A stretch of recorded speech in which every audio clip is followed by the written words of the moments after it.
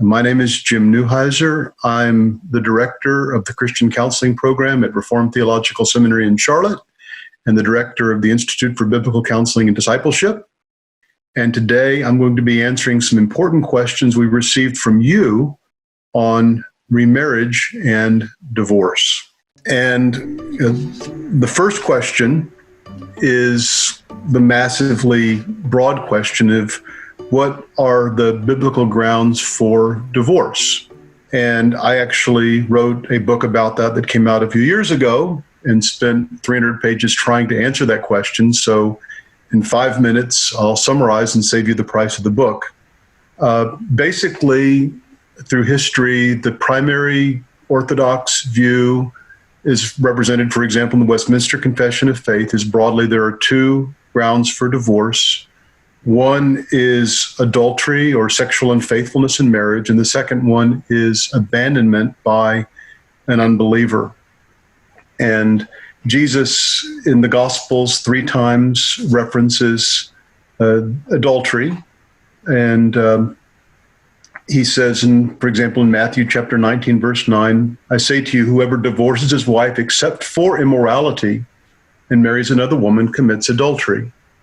And so the marriage covenant, according to the words of Jesus here and earlier in Matthew in chapter 5 and in Mark 10, all affirm that when your spouse has been sexually unfaithful, you may have grounds for divorce. Now, Jesus never tells you that divorce is necessary, and this actually gets into the whole issue of divorce.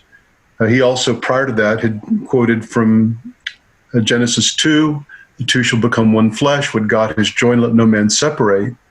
Is in counseling, even when there has been adultery, our desire is to bring about repentance on the part of the guilty party and forgiveness, if possible, on the part of the party who was relatively innocent.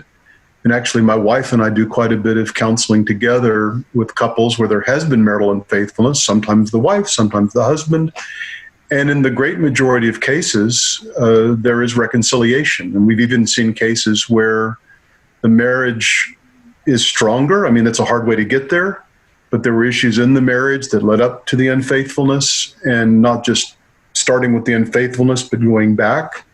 We've seen people even come to faith in these situations where they'd been perhaps nominal Christians and realized they'd never really embraced the gospel, or even understood the gospel personally till they went through this. And yet Jesus teaches that marital unfaithfulness, again, it gives the right to pursue a divorce, but not necessarily, does not mean it has to happen.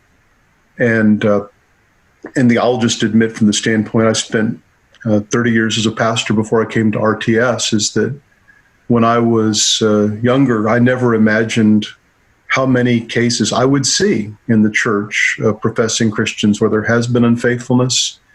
I never imagined how many cases I would see where people pursued divorce. So, the getting into details on this, actually, some things we address more in the book would be, one would be, how do you counsel after a case of adultery? Another would be, what constitutes adultery? We've had situations of homosexuality. We've had situations of something falling short of intercourse. And so these are difficult questions. The word used is porneia, from which we get the word we use, pornography, which is a broader term for sexual unfaithfulness. I don't think it's strictly limited to intercourse. One detailed question sometimes we get is, what if someone has looked at pornography? And they'd go to Matthew 5. If you've looked at a woman to lust after her, you've committed adultery in your heart. And so again, complicated question. Basically, I would say that someone having struggled with lust or looking at pornography would not be grounds for divorce necessarily. In the same way, you go back to a few more verses, Jesus says, if you're angry in your heart, you're a murderer. And yet, even though the nature of the sin is the same, you don't execute people for being angry. You don't put them in prison for being angry. And actually, I've had cases where a wife said, well, I saw my husband looking at another woman.